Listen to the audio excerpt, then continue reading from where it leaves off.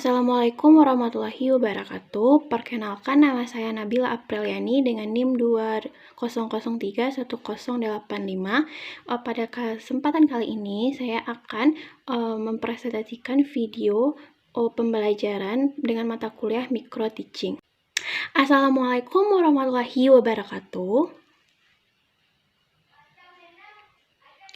Bagaimana kabarnya Anda semua? Apakah baik-baik saja? Alhamdulillah baik. Sebelum kita memulai pelajaran pada pagi hari ini, alangkah baiknya kita berdoa terlebih dahulu. Untuk ketua kelas dapat memimpin doanya.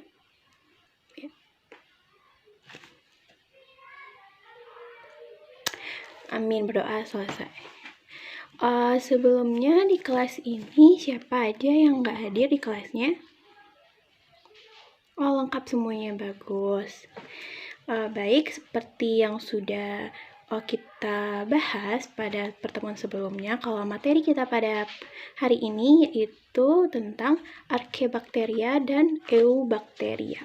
Adapun tujuan pembelajaran kita pada hari ini yaitu adalah Ibu mau Anda semua dapat memahami bagaimana sih ciri, karakteristik, dan cara hidup dari Archaebacteria dan Eubacteria. Awalnya makhluk hidup itu dikelompokkan menjadi beberapa kelompok yang dikenal dengan sistem 5 kingdom. Pada tahun 1969 oleh Robert Whittaker, makhluk hidup itu dikelompokkan menjadi ada protista, fungi, monera, animalia, dan plante. Sistem pengelompokannya ini dikenal dengan sistem 5 kingdom, yang mana dasar dari pengelompokannya ini berdasarkan dari susunan selnya, cara memenuhi kebutuhan hidupnya, serta tingkatan dari makhluk hidup tersebut. Kata Archaebacteria itu berasal dari bahasa Yunani, yang mana Archaeo artinya kuno, sedangkan bakteri artinya bakteri. Jadi Archaebacteria ini merupakan bakteri tertua yang telah terdapat di permukaan bumi. Adapun karakteristik dari Archaebacteria ini yang pertama yaitu merupakan organisme mikroskopik, yaitu yang berukuran sangat kecil dengan ukuran 0,1 sampai 15 mikrometer. Kemudian dapat hidup dengan kondisi lingkungannya ekstrim, yaitu dengan suhu yang tinggi dan suhu rendah. Kemudian juga bakteri ini juga dapat hidup dengan kondisi lingkungan dengan kadar garam yang tinggi. Kemudian juga merupakan organisme uniseluler atau bersel tunggal. Kemudian tidak memiliki membran inti sel atau bisa dikenal dengan istilah prokariotik. Kemudian juga lipid membrannya bercabang pada beberapa hidrokarbon. Kemudian tidak memiliki peptidolikan. Peptidolikan itu adalah komponen utama penyusun dinding sel yang terdiri dari protein dan gula. Kemudian juga memiliki beberapa jenis RNA polimerasi, yaitu ribonukleat 3 acid, yang mana enzim ini berfungsi sebagai untuk pembentukan dari RNA. Oke, kita akan memasuki pokok pembahasan kita yang kedua, yaitu tentang Eubacteria. Ini eu artinya sejati dan bakteri artinya bakteri. Jadi Eubacteria ini merupakan kelompok organisme bakteri yang sejati. Adapun karakteristik dari Eubacteria yang pertama adalah merupakan uniselular atau satu, kemudian berukuran sekitar 1 sampai 5 sehingga termasuk ke dalam organisme mikroskopik. Kemudian juga tidak memiliki inti sel atau prokariotik. Kemudian umumnya itu Eubacteria ini tidak memiliki klorofil pada dinding selnya. Kemudian juga habitat dari Eubacteria ini dapat hidup dimanapun atau bersifat kosmolipid. Dia hidup dapat di darat, di air, bahkan di dalam tubuh manusia sekalipun. Kemudian terdapat peptidolikan pada dinding selnya. Kemudian juga hanya memiliki satu jenis RNA polimerase. Membran lipidnya tidak bercabang pada beberapa hidrokarbon. Baiklah, selanjutnya Ibu akan membagi Anda semua menjadi beberapa kelompok yang nantinya Ibu akan membagikan beberapa lembar kerja yang mana nanti akan Anda pecahkan permasalahan yang ada pada lembar kerja tersebut. Ibu akan memberi waktu 10 menit atau 20 menit untuk menyelesaikan lembar kerja tersebut. Kemudian setelah selesai nanti perwakilan kelompok dapat menjelaskan isi dari lembar kerja yang telah diselesaikan tersebut di depan kelas. Standar kompetensi yaitu memahami prinsip pengelompokan makhluk hidup. Yang kedua, kompetensi dasarnya yaitu mendeskripsikan ciri-ciri arkebakteria dan eubakteria. Tujuannya adalah untuk memahami ciri-ciri dari arkebakteria dan eubakteria. Soal yang pertama yaitu sebutkan bentuk-bentuk dari bakteri. Yang pertama adalah yaitu Coccus, Bacillus, dan Spira. Kedua, sebutkan bentuk bakteri yang ada pada Eukaryote, yaitu bentuknya adalah batang. Kemudian sebutkan beberapa manfaat dari bakteri, yaitu sebagai pembusukan sisa-sisa kotoran, pembuatan makanan dan minuman hasil fermentasi, sebagai pengikat nitrogen, dan juga sebagai pembusukan sampah. Kita tutup pelajaran kita pada hari ini dan mengucapkan alhamdulillah, dan sampai jumpa pada pertemuan selanjutnya pada minggu depan. Ibu mengucapkan assalamualaikum warahmatullahi wabarakatuh. Assalamualaikum warahmatullahi wabarakatuh. Apa kabar anak? Apa semuanya dalam keadaan sehat? Alhamdulillah. Baik, sebelum kita memulai pelajaran kita pada pagi hari ini, alangkah baiknya kalau kita berdoa terlebih dahulu.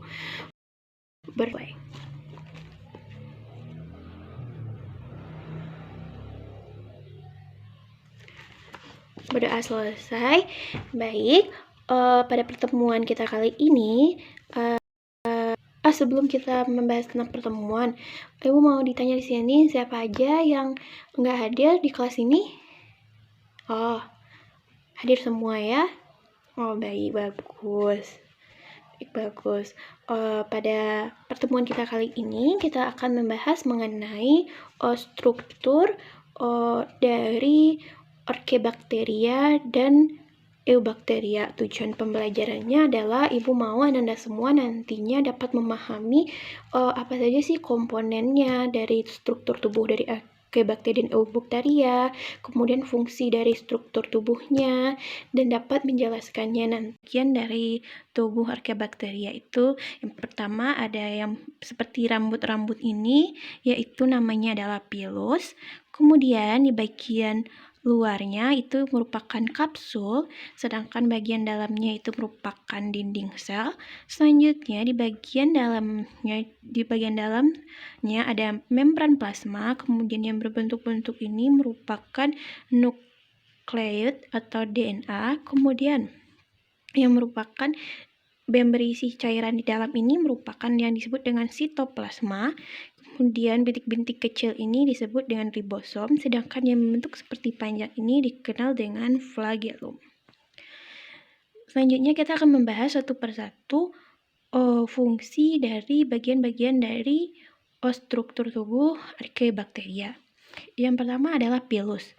Pilus ini merupakan rambut-rambut pendek yang mana yang berfungsi untuk membantu bakteri atau menempel pada media tempat hidupnya nanti.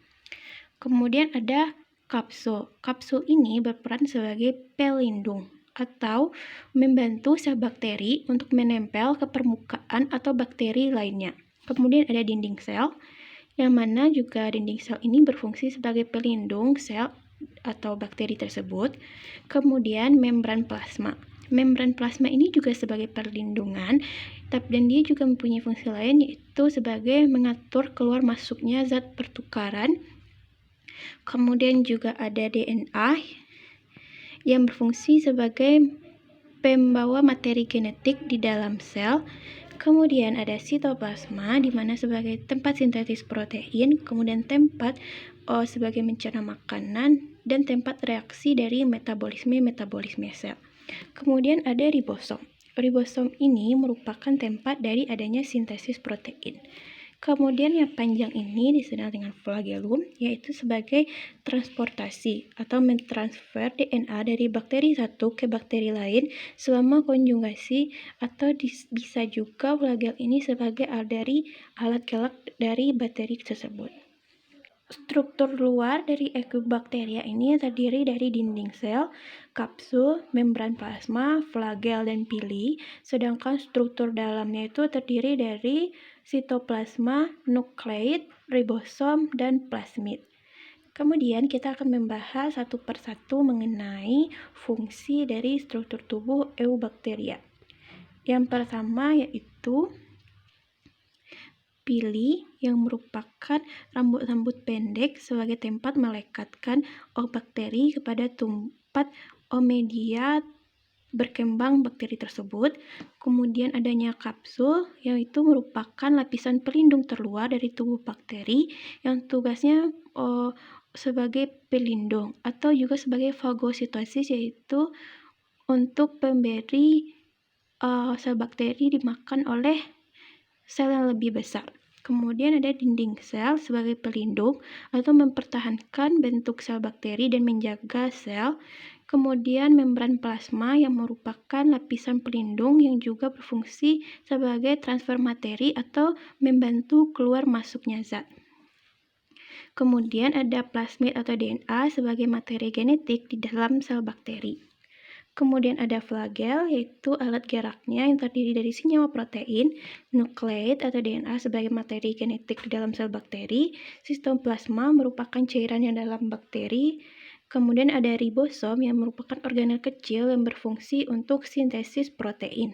Struktur dan bagian-bagian dari tubuh Archaebacteria dan Eubacteria. Baiklah, selanjutnya Ibu akan membagi Anda semua menjadi beberapa kelompok yang nantinya Ibu akan membagikan beberapa lembar kerja yang mana nanti akan Anda pecahkan permasalahan yang ada. Standar kompetensi yaitu memahami prinsip-prinsip pengelompokan makhluk hidup. Kemudian kompetensi dasarnya yaitu mendeskripsikan struktur dari Archaebacteria dan Eubacteria. Tujuannya yaitu adalah memahami struktur dari Archaebacteria dan Eubacteria. Soalnya yaitu adalah sebutkan ciri-ciri dari Eubacteria, yaitu uniseluler, prokaryotik, dapat hidup pada kondisi lingkungan ekstrim. Kedua yaitu adalah sebutkan struktur tubuh dari Eubacteria, yaitu memiliki kapsul, dinding sel, kemudian mempunyai pili, flagel, DNA, nukleid, dan DNA. Kemudian sebutkan klasifikasi bakteri berdasarkan cara mendapatkan makanannya, yaitu ada bakteri heterotrof dengan mendapatkan makanan dari organisme lain, dan autotrof yaitu mendapatkan makanan dengan cara membuat sendiri. Semoga pembelajaran kita dapat diambil makna. Assalamualaikum warahmatullahi wabarakatuh. Bagaimana kabar Anda semua? Apakah dalam keadaan sehat? Alhamdulillah. Baik, sebelum kita memulai pelajaran kita pada pagi hari ini, alangkah baiknya kalau kita berdoa terlebih dahulu. Untuk ketua kelas dapat memimpin doanya. Ya, silakan. Sebelumnya di kelas ini siapa aja yang nggak hadir? Hadir semuanya? Bagus. Baik, pada pertemuan kita kali ini, seperti yang telah Ibu bilang, kita akan membahas mengenai tentang peran dan manfaat dari bakteri dalam kehidupan sehari-hari. Adapun tujuan pembelajaran kita adalah Ibu mau Anda semua dapat memahami bagaimana sih peran dan manfaat bakteri tersebut dalam kehidupan sehari-hari, bagaimana peran yang menguntungkan maupun peran yang merugikan. Sebelum kita memasuki pokok pembahasannya, Ibu mau untuk membahas materi kita yang sebelumnya, untuk mengingat-ingat pembelajaran kita sebelumnya, yaitu tentang Archaebacteria dan Eubacteria. Seperti yang telah kita ketahui, kalau Archaebacteria dan Eubacteria ini berasal dari kingdom modern, mempunyai peran yang menguntungkan. Yang pertama yaitu sebagai pembusukan sisa-sisa makanan, yaitu seperti bakteri E. coli. Kemudian juga yang kedua adalah pembuatan makanan dan minuman hasil fermentasi. Contohnya adalah Lactobacillus bulgaricus, yaitu untuk pembuatan yogurt, dan Acetobacter psillinum, yaitu untuk pembuatan nata de coco. Kemudian juga bakteri itu mempunyai peran menguntungkan dalam siklus nitrogen, yaitu sebagai pengikat nitrogen. Bakteri yang tidak menguntungkan kehidupan sehari-hari, contohnya bakteri yang tidak menguntungkan pada manusia, contohnya seperti penyakit tetanus, kolera, dan TBC. Kemudian bakteri yang tidak menguntungkan pada hewan, contohnya adalah penyakit antraks pada sapi. Kemudian peran bakteri yang tidak menguntungkan pada tumbuhan, contohnya adalah tumor pada tumbuhan seperti tumbuhan tomat. Baiklah, Ibu sudah membahas, menjelaskan tentang peran dari bakteri dalam kehidupan sehari-hari. Ini adalah identifikasilah jenis penyakit yang ada di masyarakat dan cara pencegahannya. Jenis penyakit yang pertama adalah Mycobacterium tuberculosis. Kelompok masyarakat yang terjangkit yaitu adalah masyarakat sekitar. Usaha pencegahannya adalah menghindari orang yang terinfeksi penyakit TBC. Penanganannya adalah menjaga kebersihan dengan cara mencuci tangan.